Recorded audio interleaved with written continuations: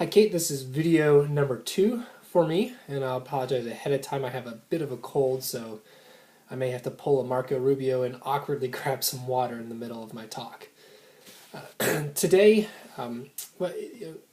we've talked a little bit about this in class, and as I'm thinking about my own teaching pedagogy, I've been thinking about the role of technology that plays in the classroom, and I had an opportunity to teach recently that made me think a little bit more about this.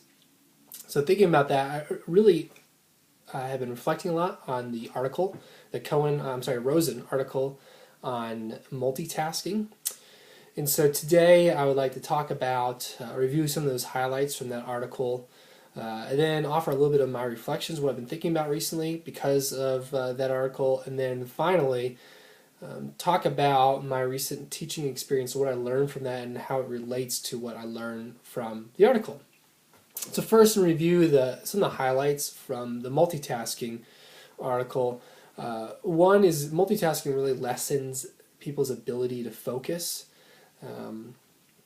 And second, that there was one study that was found that people who were distracted by things such as phone and email, their IQ actually dropped to be about the equivalent of a marijuana smoker. Another study showed, again, people at work being distracted by phone, emails, things like that. It often took them approximately 25 minutes to get back on the task they were on before that distraction. So you can see that's really a lot of productivity loss at that time. Learning while multitasking is not a good way to go about learning. It really is the type of learning is less flexible, and it's harder to retrieve that knowledge later on. So obviously it is a detriment to the learning process. So really the theme with multitasking is it lessens focus. It makes it more difficult to actually pay attention to what you're doing. And I certainly think that is happening with students in the classroom, largely in part due to the technology that they use. So here's some of my own reflections. Reading that article a little over a month ago really resonated with me. Some of it personally, it's amazing how much of multitasking really is the status quo. It's things that we look for when we interview candidates, and it's almost expected to be on the job that you sit at your computer, you do whatever you're doing, and then you handle the phone call right away. You respond back to emails. So I certainly noticed myself. I feel like I'm pretty good when it comes to my classroom experience as being a student, where I use technology to help take notes. I feel like it helps focus, but I don't address work needs and whatnot during the middle of class. However, when I am at work, I do notice that I might be, say, in the middle of a project, and then that little blue box email thing from Microsoft Outlook pops up, says I have new emails, so I flash over that and address that real quick and get back to the project. And other things that come up that interrupt me as well. So thinking about what I learned from the article about the 25 minutes it takes to really refocus back on the original task, it really is awakening and eye-opening on how that can impact me negatively in my work environment. So in homework and studying, I have noticed a little bit where maybe I'll have music on in the background, or occasionally, not too often, but I'd watch a game or something else and then read during the commercial breaks and learn, and just realizing that it's not the most effective way to learn and to really retain the knowledge that I'm supposedly trying to gain while I'm reading or studying or doing other kind of homework. So I'm trying to place things and approach things differently in my own studying, in my own work environment, where I really set out, think ahead of time, what are the tasks ahead, or what are the tasks I need to work on, and try to focus on that, and maybe set parameters, a certain time I focus on it, and then I turn it off, or I finish it and go to another task. Or if I feel like I need a break, I set a time for this is 5 minutes to step away from whatever I'm working on, end that break, and then intentionally focus back onto my original task. But not to go back and forth between email and whatnot while I'm in the middle of a certain task. So I feel like this has been beneficial in the short amount of time that I've corrected some bad habits in my own work and study life. Now, I want to talk a little bit about the opportunity I had a few weeks ago to fill in for a class. I had a chance to fill in for an assessment class for master students in our higher education program here at Virginia Tech. And the topic I was asked to talk to the class about was quantitative and introduction to quantitative methods. Excuse me.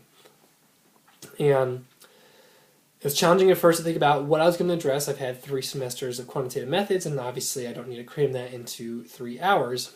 So I thought about what would be most important for students in this situation.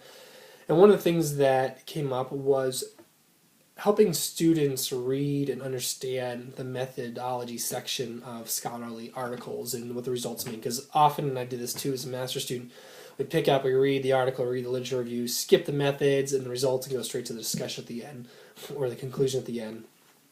So I wanted to at least help them understand even some of the basic ones. So my approach wasn't focusing so much on the math behind it, but just what the concept and the idea was behind some basic statistical methods so they could at least interpret and understand what the results were. So walking into the class, we had some basic chit-chat to just talk, and I've known some of the students for a little while just to see where they were with working on their summer internships. So then we dove into an introductory activity. And my purpose was try to activate some of the prior knowledge they might have, see where they were, and see what they gained from the article I gave them to read before class. So I gave them a simple activity of handing each group with an index card that had a few basic terms like mean, median, mode, asking them to define those terms as well as give some examples.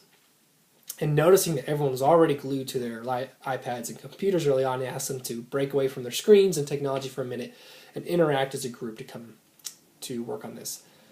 Surprisingly, despite my asking to break away from computers, there's still maybe about a third of the students that still stay glued into the computers.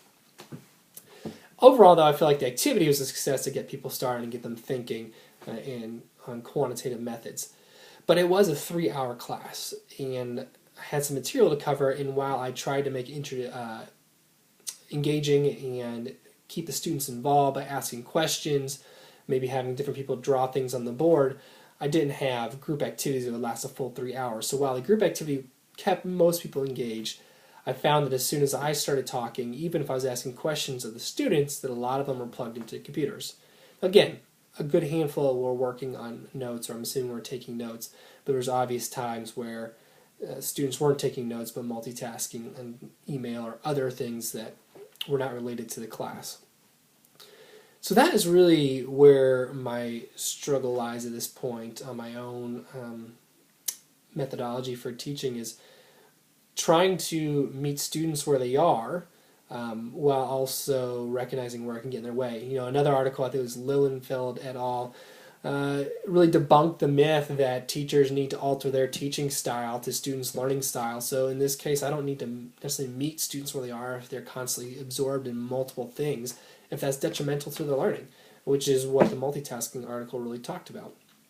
So I feel like I was somewhat successful in helping the students focus at times, but where I struggle is a long 3-hour class. How do I keep students engaged for that amount of time? And how do I help them use technology to their benefit, but also recognize that they need to break away and focus on what is going on in the classroom, as opposed to the temptation to check the Facebook account or check the email because they saw the email notification come up in the middle of class. So that's currently where I stand. I don't have an answer to that, but I certainly think the material I've been talking about in class is helping at least further stimulate my thinking as I prepare to at least hopefully be an adjunct faculty as I'm an administrator in the future.